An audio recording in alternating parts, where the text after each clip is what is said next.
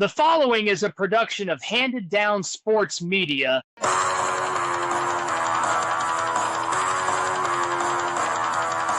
Good evening, race fans. I am your host, Tyler, and this is The Lap Down. I am in for Greg tonight, which he cannot be here. I am joined by Ryan, Jayme, and JP. How we doing tonight? Doing well. Doing pretty good. All right, so first order of business, we got to talk a little bit about F1, which was in Austria this weekend. Let's see. Lando Norris still won the race. Max Verstappen got taken out early. And that's really about it. You guys have any thoughts? Let's start with Ryan. I legit didn't even see the results, so I don't really have many thoughts. Jayme? JP? I didn't see the race, so I don't have any thoughts. All right. So let's move on to lawsuit news. That earlier this week, NASCAR executives asked all the other teams for financial information involving the charters, and I just want to get your guys' perspective on it because I didn't really follow up on the news. Ryan, go ahead. Yeah, so the long and short of it is that NASCAR requested to have the data of all the other teams to help in building their case as to whether or not the practices that they are involved with are monopolistic or not. So they requested basically all the data because they went and requested all the data because if they don't request something, then the judge can't give it to them. So it actually makes sense why they requested way more than they were realistically ever going to get. The judge did allow for some amount of that information to go to them. Mm-hmm. And ultimately, I did see that, yeah. And ultimately, that's the kind of the biggest thing is that you need the information from the other teams rather than just whatever numbers 2311 and front row are willing to give up.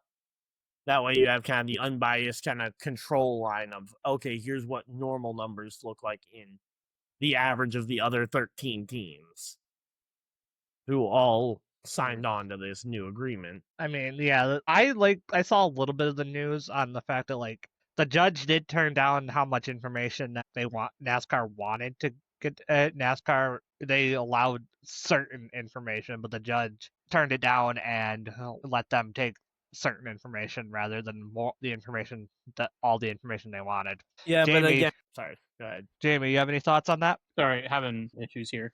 I mean, I'm just kind of listening on it because I'll be honest, I've been trying to keep up with it, but I didn't get a real good chance of actually digging into it as you guys have. So I'm just kind of listening. Yeah, so what I was going to say is that NASCAR kind of had to over-request information because if they didn't request something, the judge couldn't go back and be like, oh, hey, do you guys also want this information that you guys should be entitled to? NASCAR had to request as much as they possibly could, and then the judge would determine what all they were allowed to have. Because I've seen some people calling this NASCAR being overly greedy about the data, and it's they had to do what they had to do to ask for it. Otherwise, if they didn't and they were entitled to it, they wouldn't get it.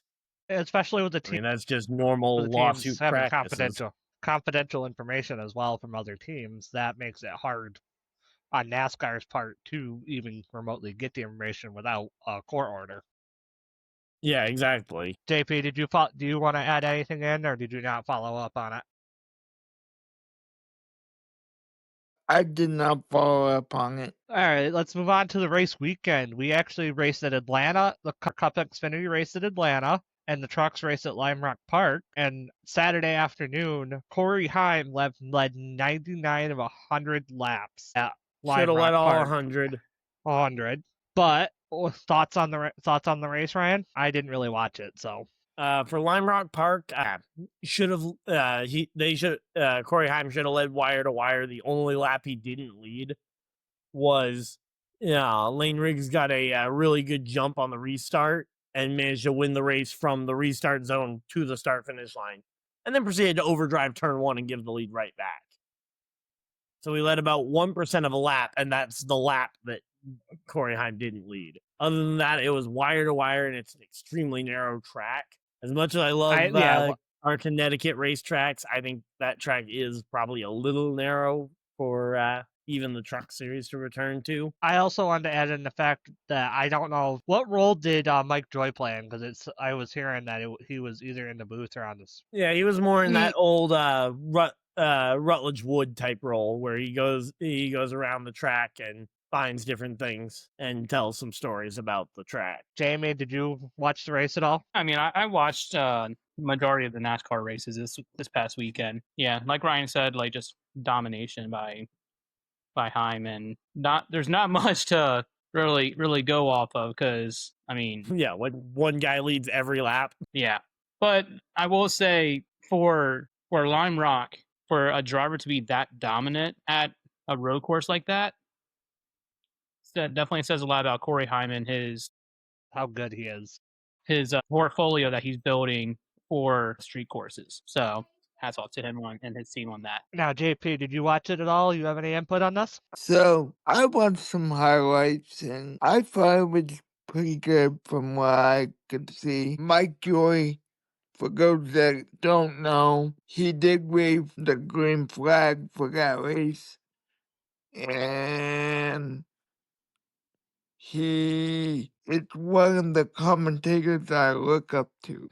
I'm gonna say we all know your feelings towards Mike Joy over there, JP.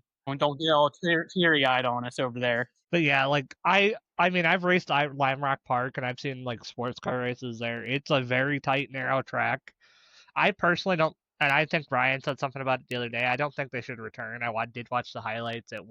It's not a very big track. It's actually, I think the Chicago Street Source is wider than Lime Rock, if I'm not mistaken. Yeah, I mean, most of the track is only wide enough for just about 2 cars. And we saw it all day long that there were cars ending up off track and sending up clouds of dust over the back half of the field. All right, let's move on to the fun part of the weekend. Atlanta. The Xfinity race got off to a 90-minute delay due to weather. Only 90 minutes? Wow. Yeah, it was longer than that. It was about 90 minutes, yeah. And Nick Sanchez won the race in a chaotic act. I don't know how much of a wreck, but it was a big wreck fest of a race, and it was a chaotic race. I watched the tail end of it. Congratulations to Nick Sanchez. And honestly, it wasn't too bad of a finish. What do you guys' thoughts on it, Ryan? Yeah, well, I mean, for a race that gets over at 12:30 a.m. Eastern Standard Time, it is a hard one to stay up and watch, but I had ironically only just gotten back from the dirt track when the race was wrapping up, so it was actually, I got the chance to watch that finish, and I was really excited for Nick Sanchez to pick up his first career win. That was awesome. What about you, Jayme? So, Go ahead, JP. no, you were talking first, Jamie. Yeah, go ahead, JP.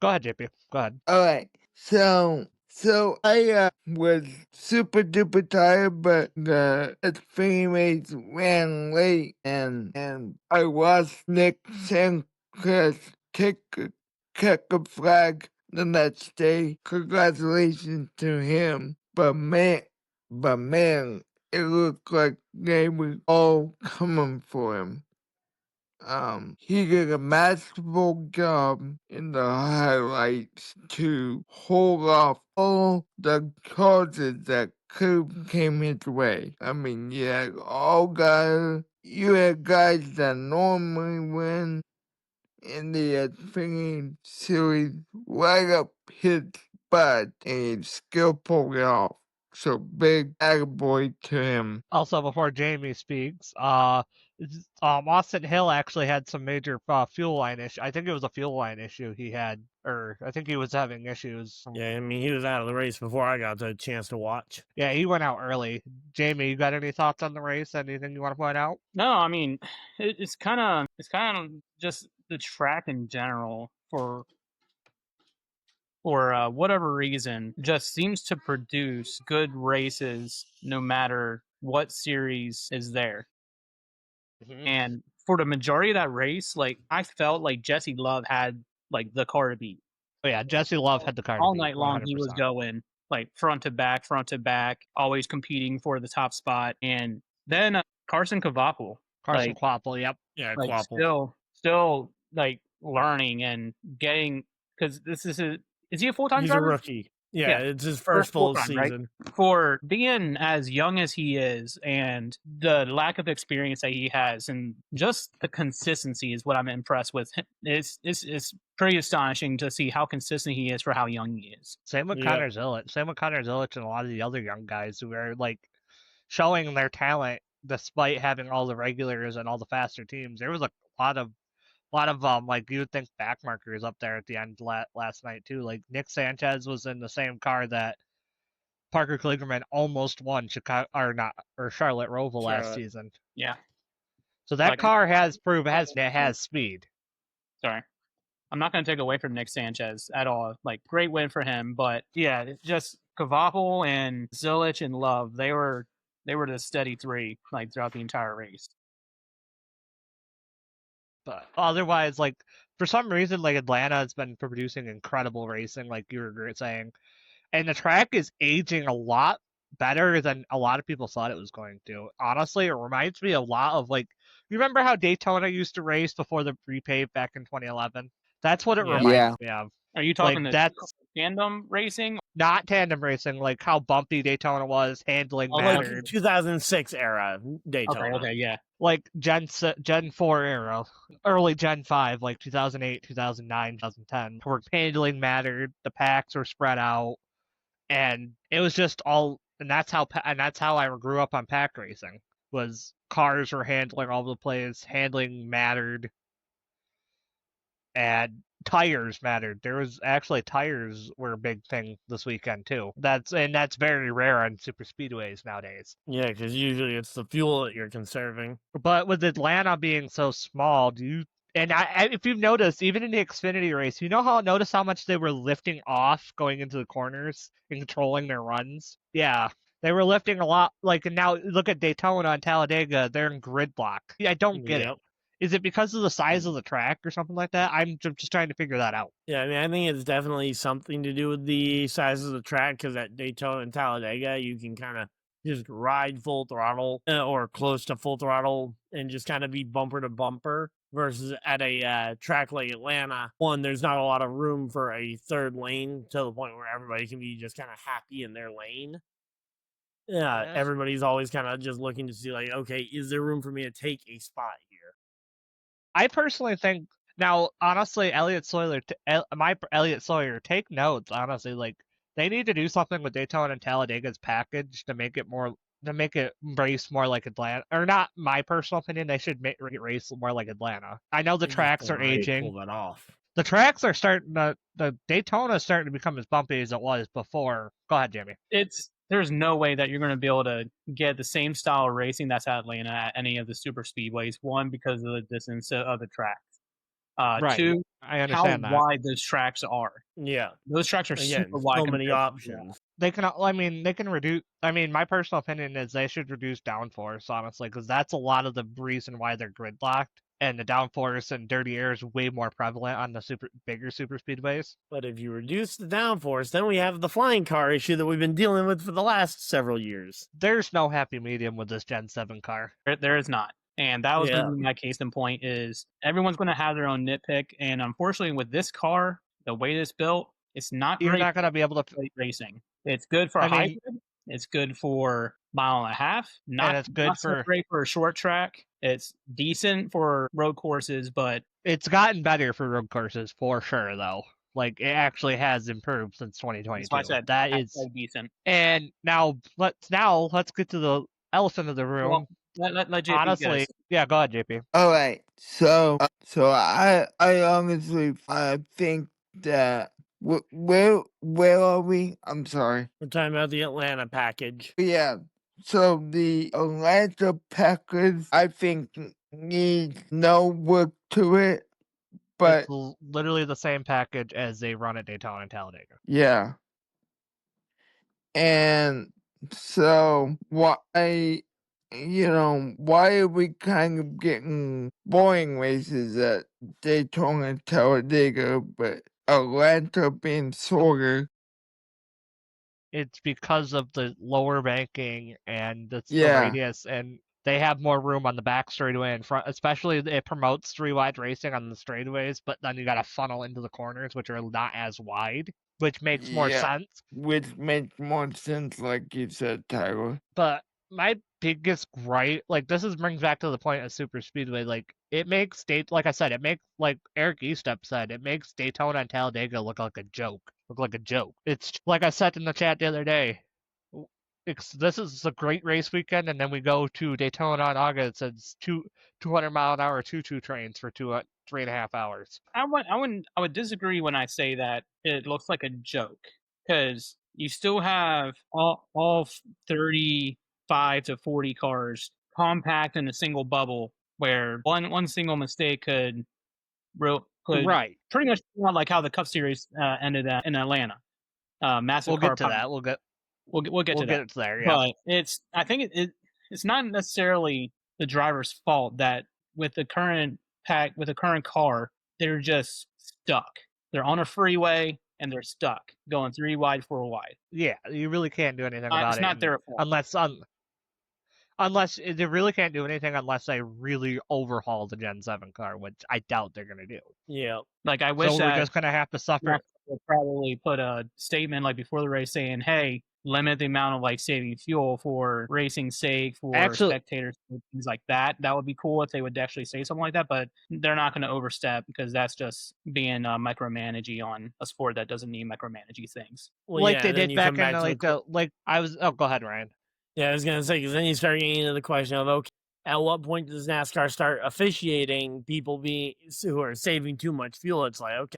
And then you start ending up kind of like IMSA, where they have a minimum fuel flow duration. I think you they have to have should the fuel flow for a minimum amount of time throughout the race. I think they should do something. I actually do kind of like that. I think they should do something like that. I mean, I get the micromanaging part, Jayme, but the problem is bump drafting in the late 2000s when Talladega got repaved and then Gen 5 car came out where they were tandem racing early. They wanted to limit that as much as they could. So they were like, they tried to limit, even in the Cup Series, they tried to actually ban the the locking bumpers in the Cup Series in the late 2000s when Talladega got repaved because of the dangers and stuff like that. That the more, because remember when those Gen 5 cars got hooked up, they had a massive speed advantage over the pack. They wanted to prevent that. They wanted to prevent the speed advantage, and they banned it in the Xfinity and Truck Series because of major wrecks that are safety concern. But let's move on to the Cup Series now. As the title suggests tonight, do you guys think this was the greatest race of the year so far? Yes. Well, yes. About you, Ryan? Yeah, I think it probably is. I think it probably is the best race of the year. Now, let's get the recap. Chase Elliott breaks through his 44 race winless streak to win at his home track at Atlanta. Sound the siren! I had to. But like I said, Chase Elliott survived major wrecks, chaos, and amazing racing to capture his first win of the season, locking himself into the playoffs. And there was also a lap 69. There was a 23-car pileup that took out 2/3 of the field, and it changes everything with the in-season challenge. Any other thoughts, guys? Rest in peace to every single bracket that was ever existed. Yup. And when it comes to the bracket challenge, how many of you guys actually like swapped between TNT and True TV? Because they had a whole nother broadcast team that was solely talking about nothing but the bracket. The bracket. Go out and pick them hot dogs, bud. How many of you all watched it? At least a little bit. I didn't watch the True TV broadcast. I watched it on Max because I was at work, or listened to it. And I have a little bit. I'll talk about that a little bit later. But I thought the broadcast on TNT/Max was pretty good, and I actually thought it was a good. Go ahead. It was actually really cool because they kind of did like a modge podge of like the actual race as it was going on, and then they would switch to the in-car views of the driver versus driver that they were going with, talking about stats and different things that they were doing with strategy. Larry McReynolds was in on that. That was cool to see. And they even had celebrities from other sports chiming in. Like at one point they had Chipper Jones talking about Chase Elliott and the hometown guy and things like that from the Braves, which was really cool. As far as go ahead. I did actually watch a little bit of the highlights of that. It was like, it reminds me, you guys were saying, I'm a Manning cast for the Thursday Night Football. Yeah, and it was definitely really cool. It gave a good feel to trying to branch outside the four walls of the motorsport world and try to get notable names from other sports, Different and sports. bring in those fans and say, hey, Braves fans, we had Chipper Jones on here, or hey, we got this guy on here and he's talking about NASCAR. And so I see the scheme that they're trying to do to get more viewership, and unfortunately no one was expecting a 20-car pile up in Atlanta No, to bust up the brackets, because from then they were struggling to find new things to say, because 3/4 of the entire lineup was already out when it came to driver versus driver.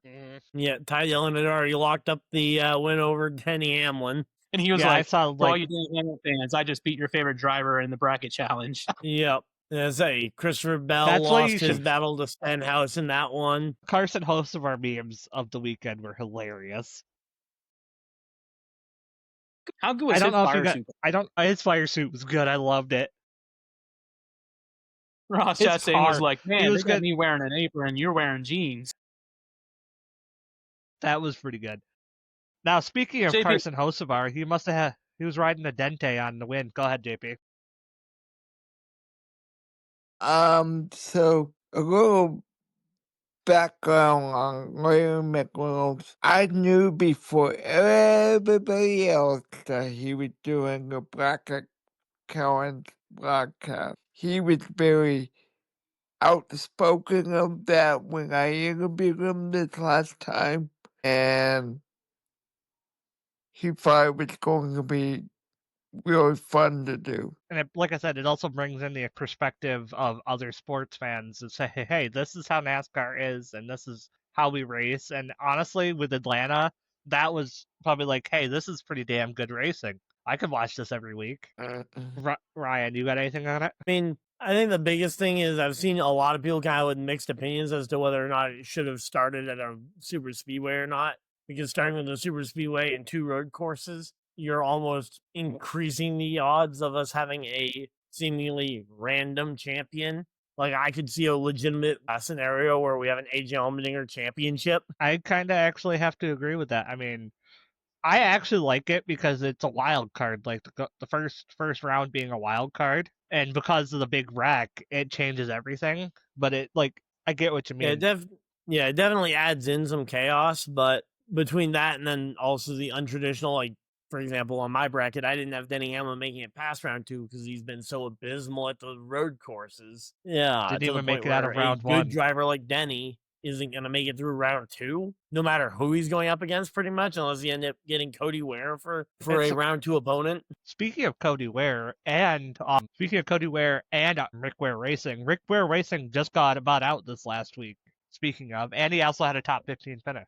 Shout out to Cody Ware. Yep. Yeah, definitely went and proved all the people who were like, oh yeah, Cody Ware just lost his job midweek. I definitely fed into some of those. I did too. What about you, Jayme, on that one? Sorry, I was dealing with some mic issues, so I didn't hear what you guys were referring to. We were just talking about Cody Ware and the Cody Ware losing his job jokes because of Rick Ware Racing getting bought this past week. And the fact that he made to finish top 15. Yeah, I mean, kind of stinks for him, but oof. I think he'll have a landing spot at some point next year. I don't know that.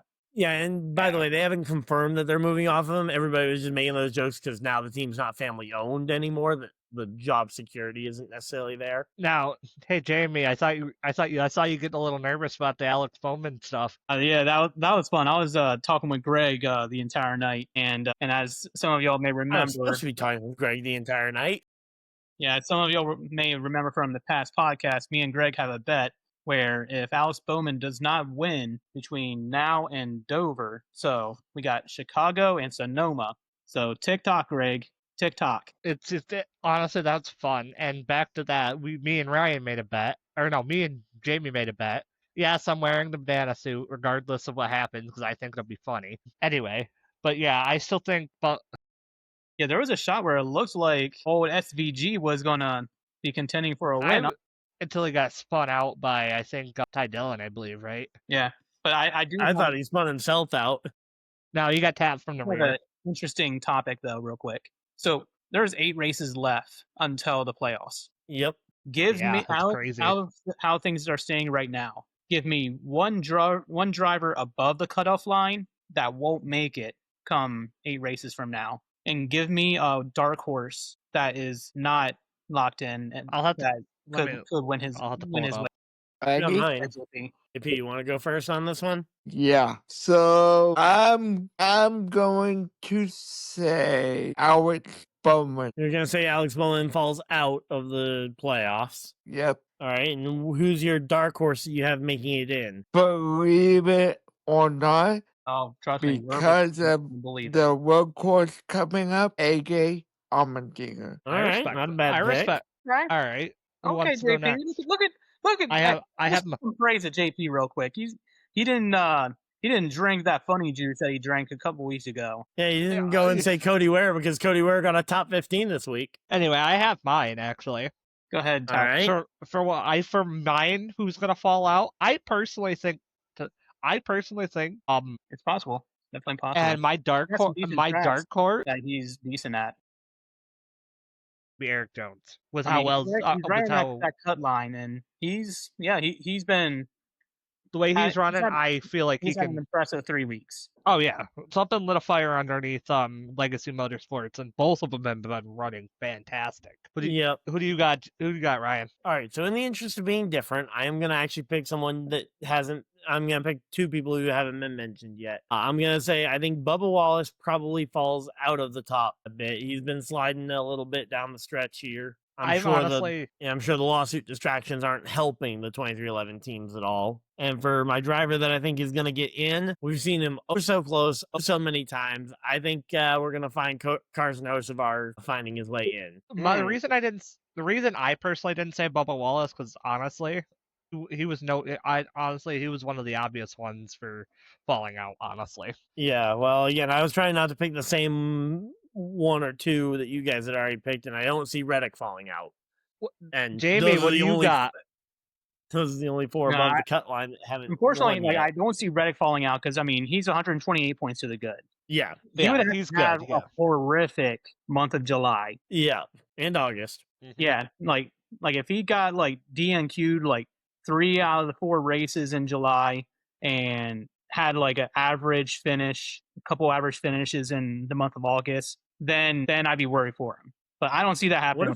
What if we get 4 new winners? Then he gets bumped out.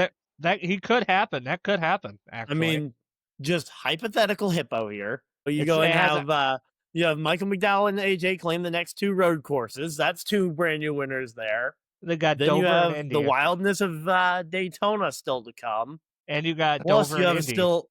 Yeah, you've got Dover, Indy. You still have another road course in there where someone else could claim one.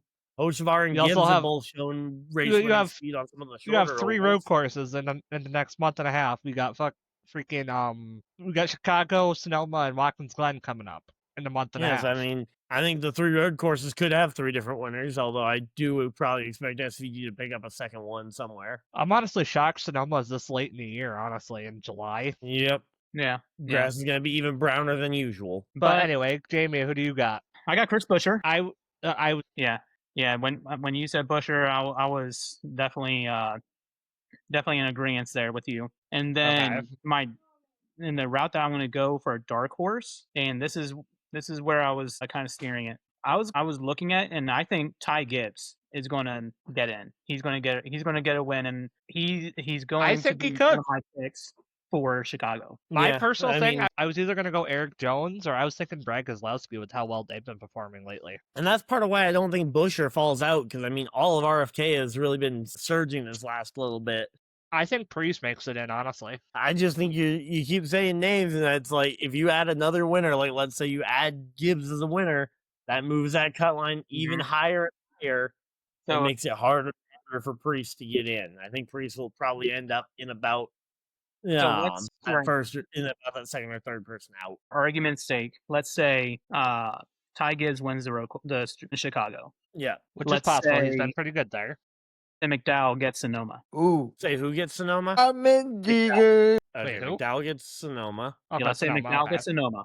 Yeah. Zach, hold on. Or even Suarez. We've seen Suarez be competitive at Sonoma too. That would be another dark horse that could pick up a win there. I could also see Ross getting a win at Sonoma too. Well, let's say for argument's sake, it's McDowell. Okay. Let's say we get a couple repeat winners. Like I think you have a good chance of like a Denny Hamlin or Kyle Larson or Chase Elliott, people like that at Dover. Yeah, I mean, like, I wouldn't be surprised if we see Larson win Indy again. Yeah. Well, he should know that ultimately- track inside and out. Let's change the conversation too. Of the 3 drivers that are above the cut line, because we're going to take Reddick out of the scenario because he's so far up. Yeah. Between Busher, Bowman, and Bubba, who out of those 3 makes it in based off of performance, consistent performance? Ooh, I already have mine. I guess Go ahead. I'll go Go ahead, first JP. because I say the 48 of Alex Bowman. Didn't you 5 minutes ago just say Bowman was your favorite to drop out of the top few to Did. begin with? He started sipping from that. And now- pumpkin juice. And now he thinks Bowman's gonna be the one to make it in of the 3. Well, okay, if he does not get eliminated, he'll make it in. Yeah, if he doesn't get eliminated, he'll make it in. All right, I Ryan, mean, go ahead. Your turn. technically correct. Your turn, Ryan. Out of those, Again, I kind of said it when I picked Bubba Wallace. I mean, I think he's got where when I said Bubba Wallace, I think he's sliding. And honestly, I think Bowman is actually surging at the right time. I mean, yeah, he had a really horrible month of May into the majority of June, but the last 2 or 3 weeks, Bowman's really turned it around, and I think he carried that momentum, especially going into the track where he won last year, and we could see a real resurgence for him. Yep. Tyler. I down the stretch of the season. I actually, as much as I hate to say it, and I don't really want to swear, I personally think Alex Bowman, because 2 of his really good tracks, like I said, he won last year at Chicago, and he has a very good track record at Dover since he came over to HMS. I think his average finish there is like 8 point something at Yeah, and Dover. especially now that he's the only Hendrick driver without a win, so Hendrick could potentially put all their effort into trying to get him to win one of those 2. And then Dover is one of his best tracks and one of his best all-around tracks. And I mean, Indy's only had 1 oval race in the next gen, I'm gonna compare his Gen 6 stats because that's where he raced majority of the oval. He had average to finish like a 12 something at Indy, so he was fairly decent there too. So he could have a shot at Indy as well, but I don't see I don't see if it's either Larson or it's going to be Denny at Indy winning, but I have Alex Bowman making it in either Chicago or Dover. Yeah, but all Bowman needed was for me to put a slight disrespect on his name on a podcast that he'll probably never hear, and all of a sudden he starts driving like a madman and being consistent in the top 5. That's how he usually is, though. If you've noticed the last 3 years since 2022, he starts off hot, cools off, and then surges back up right as the summer starts. And then gets penalized in the playoffs and misses out on Yup. the next round. Yeah. Sorry, Bowman All fans, right. had to mention that one, especially for Greg, who's not here, but probably heard that somewhere. Just wait. till But anyway, but Oh, like I'm I sure. said, Right, back to let's you. get back on topic. Let's talk a little. Chase Elliott, like I said, breaks through and gets his win. Now, I don't know about what Kyle Petty was smoking, but I saw his podcast, Eat My Asphalt, and he was calling Chase Elliott a championship favorite after winning at Atlanta. He didn't say favorite. He said contender. Is it Which, I mean, contender. technically, anyone in my- the playoffs is a championship contender. But the thing is like what he also pointed out was the fact that like, yeah, he got the win finally. Chase Elliott, out of all 4 HMS drivers, has been the most consistent, but because he hasn't won, everybody looks past it.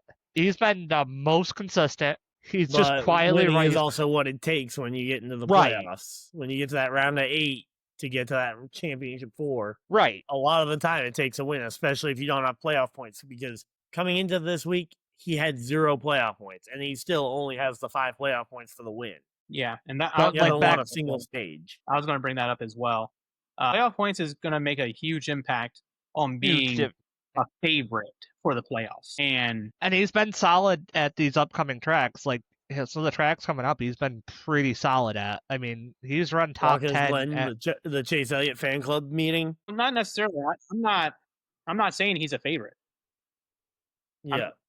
I don't want saying to talk he wants about that be Watkins playoffs, Glen but race. If he wants to get further down in the playoffs than he did last year, he's going to have to get some stage points. Yeah. 100%.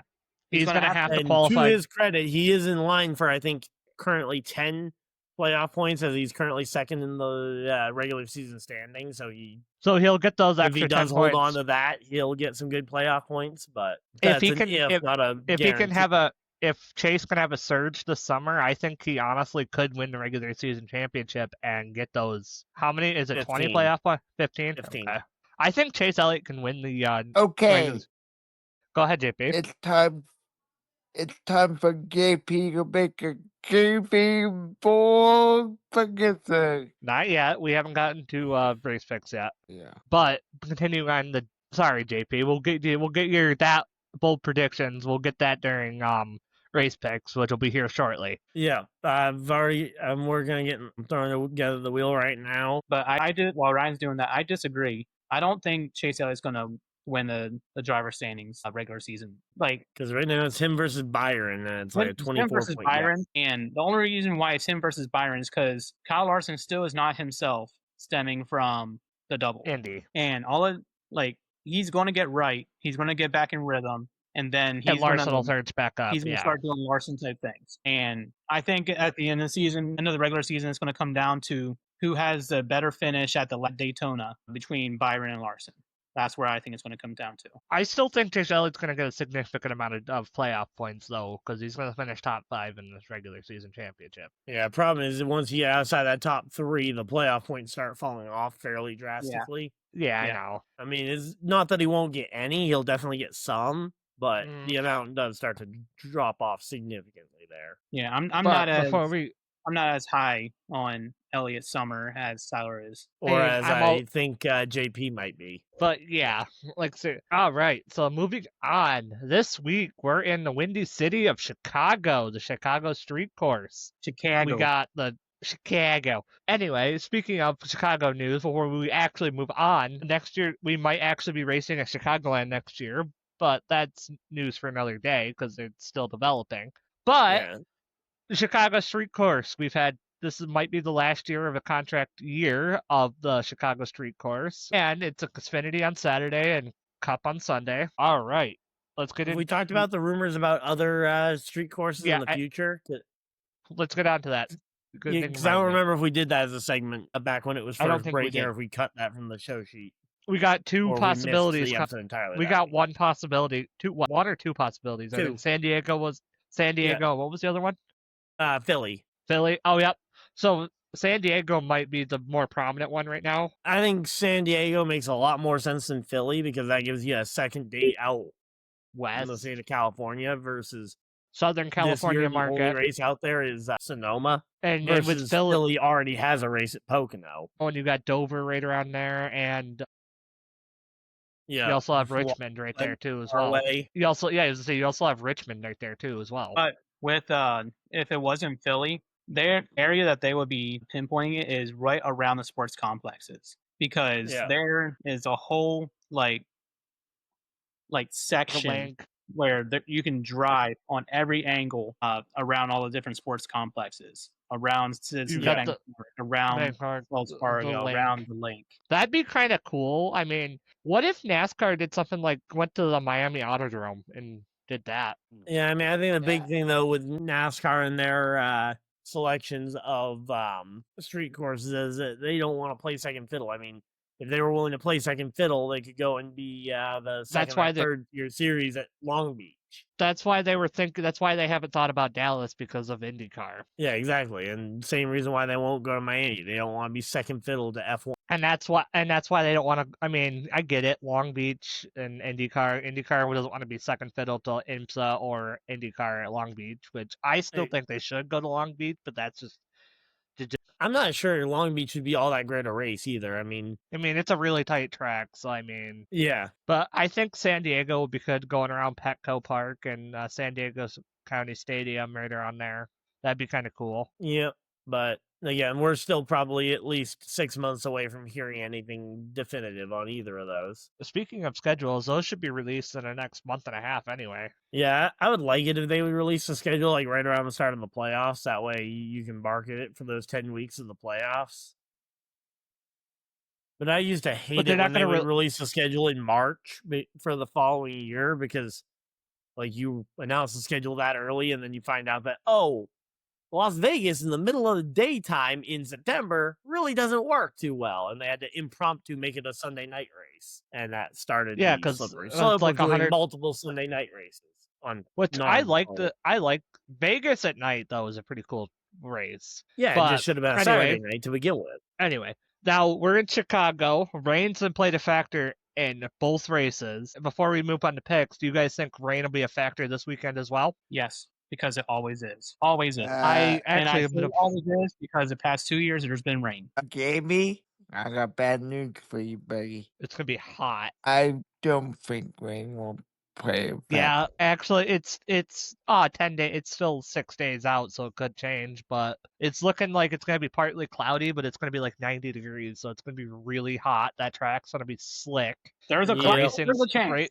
Yep. Yeah, there's always a chance. I actually kind of hope for the rain because a hot, slick road street course handles a lot differently than a hot, slick like oval or traditional road course. I want a hot, slick road course. I want something different than what's already been seen. Yeah. Well, with the hot, slick streets, like you got the oil and grime and tarmac and all Yeah. that on the streets, which makes, and it being a rough surface with the manholes and stuff like that, it's going to be the cars are going to be sliding around. They're going to be a handful.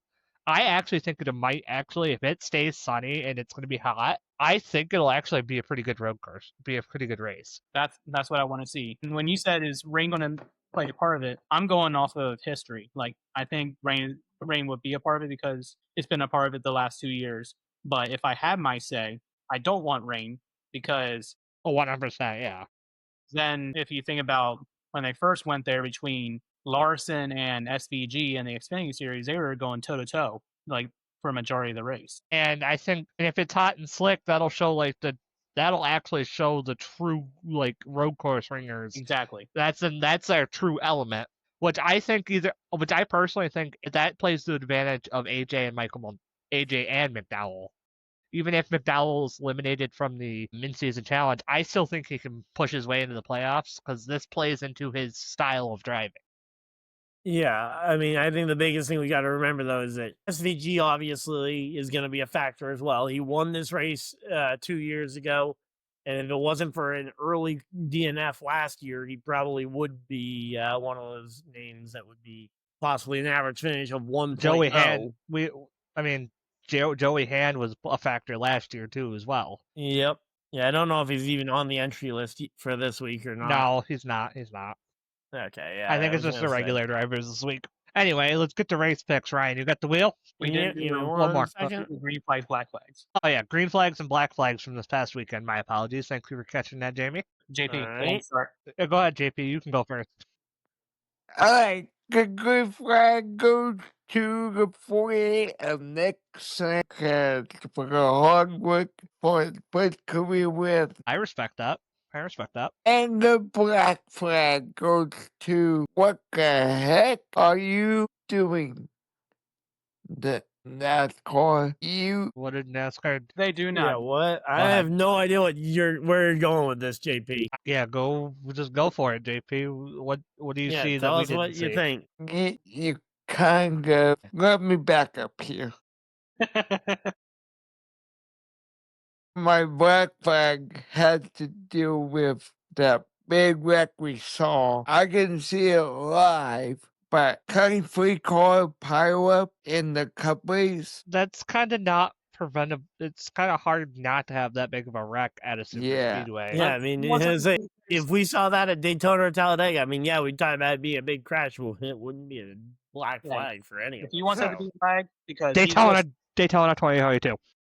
then it is what it is. His bracket got busted. He wants to give them the black flag of just ruining his bracket. So I applaud you, JP. Thank you for doing that. Anyway, Yeah. Ryan, what's your green flag, black flag? My green flag for the weekend, I will give it to the great racing that we saw at Atlanta. I mean, we saw drivers with minimal help be able to go up, side draft from that inside line and be able to actually work their way up the grid and eventually take some of these spots, including the battle for the lead. And for my black flag, as much as I love being shown in the Northeast, I will give it to the Truck Series race at Lime Rock with the fact that there was effectively 0 lead changes on the day. Jayme?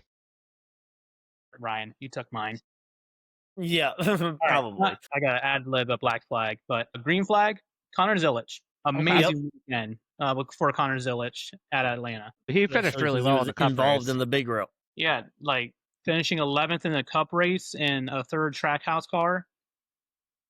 And then Sexy ass also paint scheme. I'm finishing sorry. fourth in the Xfinity series. Like just showcasing his talent on both scales with cars that are completely different and knowing when to be aggressive, when not to be aggressive, when to push the needle, when like really listening to his crew chief, giving the right information, all the background things. He's doing it right and definitely a talent. And I'm excited to see what he does in the future. Black flag. I'm going to give it to Brad Keselowski for just showcasing a little frustration at the end of the race, where pretty much talking about Alex Bowman and Chase Elliott saying if they actually wanted to race, then I may have had, this would probably be a different story. But they teamed up on me, so what can you do? I mean, is he wrong?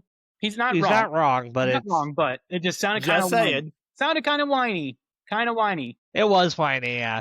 Now Well, my I mean, green. if you got ganged up on 2v1 when you know a win puts you into the playoffs and a second place does nothing for you, It's 'cause, still I mean, Keselowski's significant. so it's far back still that a win is his only path to the playoffs, and he was that close yeah, to I mean, one. granted, yeah, a win is a win, but it still gives them significant points. But my green flag, honestly, and it was an obvious green flag. Jayme and I here, I'm giving it to the homeboy hero, Chase Same as Elliott. you.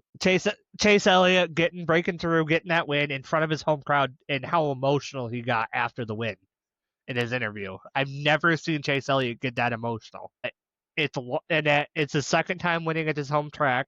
2022 was his other win. Yep, when he stole one from Corey LaJoy. Or LaJoy. But my black flag is honestly, you can't really control it, but F you, Mother Nature. Yep, somebody had to say it. Yeah. Man, we just I delayed the Xfinity. we left Tyler the low-hanging fruit, didn't we? I had to do the easy one. I mean, But I just got for I reference, by the way, Brad Keselowski, even after a third place finish in points, is still 122 points back. Ouch. A win gets him to the playoffs. The second or third He's in a place must-win. does next to nothing for him. Yeah. But Ryan, And Brad got second. in all fairness, Ryan. Did Brad get second? Yes, he got second. Bowman got third. Okay. Yeah. But in all fairness, Ryan, you took what my original black flag was going to be, so I had to scramble to figure out another one. So Fair enough. Yeah. if there's a blame Anyway. game, you're to blame, not me. Hey. Anyway, continuing. Let's get to race picks. Yep. The Wheel of Destiny, or what do you want to call it? Yep. Here it is. I've got it up on screen. Let's go ahead and I see like who's going to be Alright. first here. Hey, it's Ryan. Let's go. No, respin that. No, All right. He's good. It's Ryan. Yeah. So Yeah, go ahead, Ryan. I am going to go ahead and make the most unbiased pick I possibly can, and I am going to go ahead and say Michael McDowell wins this race. We're The most unbiased pick I could possibly make. Anyway, let's continue. Next pick.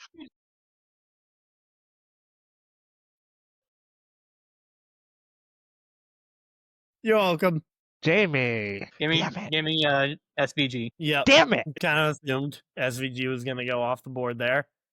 All right. All Next right. pick. Tyler or JP? Who's it going to be? JP. Oh my it's his God. day. What do you got, JP? What's your bold prediction this week? Is that including Atlanta? Win No, 3 going more there, races win in the 4 next races. 8. Wow. That's coming from 2 Chase Elliott fans? Wow. So, All right. Who's your pick? Is it Chase Elliott? Yes. Well, just for kicks and giggles, Tyler, you won. Okay, We so have a I actually winner. have a It's couple. Tyler. I have a couple, actually. But my pick, I'm actually going to go with last year's winner, Alex Bowman. All right. Now it's time for Jayme's trivia, the questions of the week. What do we got, Jayme, this week? All right. So if we are basing it off of the driver standings, when we're looking at the top 10 in the driver standings, so I'll read it off for you guys. The top 10 in driver standings, not playoff grid, but driver standings is Byron, Elliott, Driver standing. Larson, Hamlin, Bell, Reddick, Blaney, Chastain, Busher, and Briscoe. Okay. Of the top 10, who has the worst average finish at Chicago Street Course? Ooh. Out of the top. I don't I think will so. not, I will Briscoe's not tell usually you a if pretty you're right good or road wrong race. until the very end. So you got the top 10. So, Tyler. Top 10 is Byron, Elliott, Larson, Hamlin, Bell, Reddick, Blaney, Chastain, Buescher, and Briscoe. I'm gonna have to say Denny Hamlin. And who's your pick, Ryan? Yeah, I was gonna probably say Denny Hamlin. Yeah, I'll say Denny Hamlin too. I'm on a hot streak because you are all stumped. Okay. Well, who was it? The driver who has Let me the guess. worst average finish at the street course in Chicago is Christopher Bell. Okay. Okay, that makes a. He has an average finish of 27.5 in Holy Chicago street course. shit! Well, it is only a 2-race average, so Correct. he just had trouble in both It races. is only a 2-race average, but for someone of his caliber to have that poor of a finish in 2 races of the street course, yikes. Yep. Now, I actually have a trivia question myself, and this actually goes for actually the previous before the Chicago street course at Chicagoland Speedway. Now Chicagoland Speedway. Who actually? Hold on. I'm gonna make sure I have the correct stats real quick. I just want to make sure I have it up because I actually. All right. Which current driver has the most wins at Chicagoland Speedway? Active driver. Active driver at Chicagoland. All right.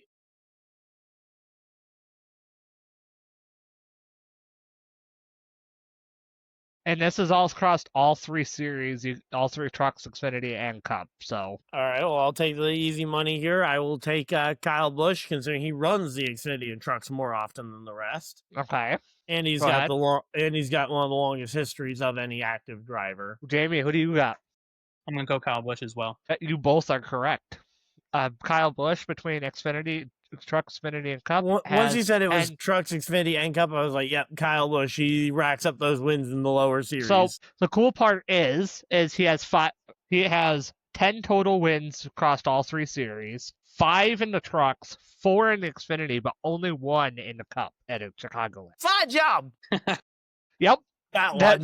And actually, Come on, that was pretty good. It was. And everybody should know this one. Who was the last winner in Chicagoland Speedway before not returning in 2020? You should all know this one. Yeah, it was.